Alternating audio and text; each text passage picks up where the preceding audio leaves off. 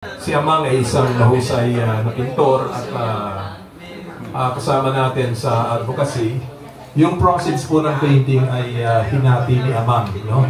Yung kalahati pupunta po sa Abacada Foundation para sa mga anak ng magagawa.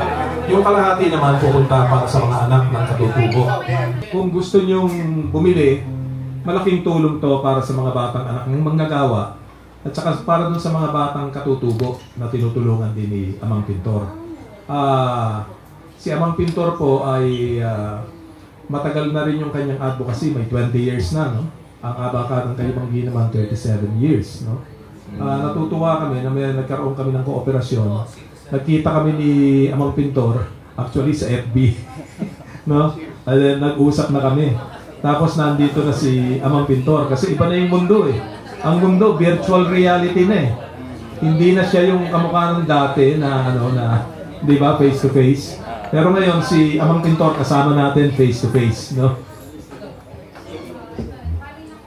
Yan yung foundation po ni Sir ni Brother Pulgalang, atin pong sinusuportahan.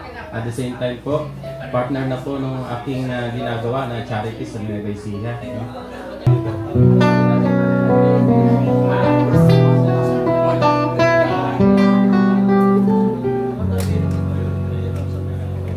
Bayan kong Pilipinas, lupa'y ng ginto't bulaklak, pag-ibigang sa kanyang pangalan, naghalay ng ganda nila, at sa kanyang lumi at ganda, dayuhan ay nahalina. Bayan ko, binihag ka, nasadlak sa busa. Ibon ng may layang lumipad, tulungin mo at umiiyak.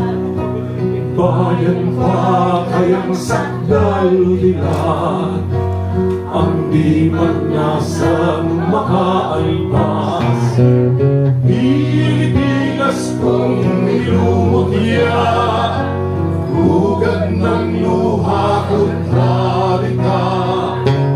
Aming nalika, makita kang sakdal raya.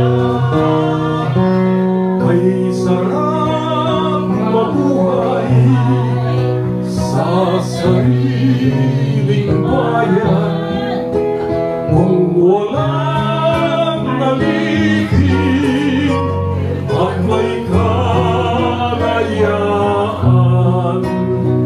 Ang bayang sisil, babangon at laban din. Ang silang ay pupula sa himyas ng paglaya. Tayong lahat. Iwan man may layang lumipad, tulungin mo at umiiyak. Bayan pa kayang sakdal nila, ang di magnasang makalpas. Pilipinas kong inumagya, hugad ng luha ko't harita. Aming nakita, makita kang sakdal raya.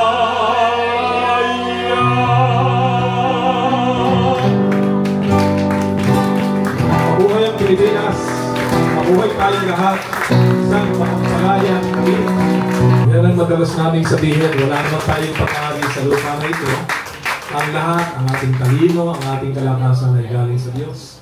At ito ay dapat natin gamitin para sa kapwa-tao at para sa paglikha ng isang makatarungan, mapayapa at makataong kinabukasan para sa mga bata, no? Dahil ang mga bata ang ugnay sa kinabukasan. At mangyayari lamang ito kung tayo ay magtutulong-tulong para magluwal ng bagong Pilipino. Isang Pilipino makadiyos, makatao, at makabayan. Maraming salamat at mabuhay tayo. Ito yung painting ni Amang. No? Nakagawa siya ng 2 painting. At this point, we'd like you to stand by for more good music. No? Ang susunod po na tutugtog ay si Jess Bartolome, no, ng last man standing ng Banyuhay, and he will give you good songs. No?